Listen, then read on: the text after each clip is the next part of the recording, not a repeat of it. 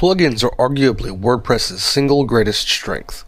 They allow you to extend the functionality of WordPress in nearly any way imaginable, from adding new galleries to including social media to displaying complex video players that can show multiple videos from multiple sites. There are plugins for just about anything. They allow you to transform WordPress from merely a blogging site to a platform for you to showcase your content, build communities, and much more. There are, however, a staggering number of plugins available, many for very specific purposes that won't apply to the majority of people looking for plugins. So the process of finding the plugins you need is a bit different than finding a suitable theme. For themes, we browsed the theme catalog for a while and found one we liked based first on aesthetics, second on functionality. Then, we Googled for more options. The process for finding plugins is reversed. You'll search to find the plugin you need based on the needs for your site. That's the important difference in finding the plugins. You'll need to know what you want the plugin to do before you go looking for it. That's the issue, isn't it? You may not know what you need at this point. Thankfully, lots of people have preceded us in looking for good plugins, so that there are plenty of lists of useful plugins available.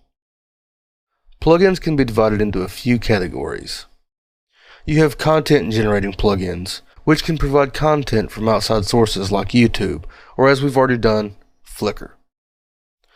There are content organization plugins, which can alter the way your content is displayed and organized. There are also utility plugins, which allow for more administrative control, editing functions, and other more dashboard-related features. These plugins may be the most useful to you, but strangely, they're often ignored by WordPress admins for some reason. They can make your job easier and give you the tools to make a better site. You should also be aware of plugins that can take your WordPress site and transform it into another media. For example, there are plugins that will turn your blog into a smartphone app. There are also plugins that can change your blog into an ebook.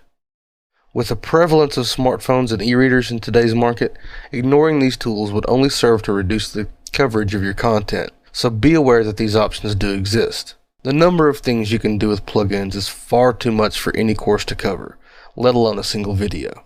Take some time before you start your site and search Google for best WordPress plugins, and browse the list that you find for plugins that you find interesting. After you've chosen some videos to use, it's time to install them, which we'll cover in our next video.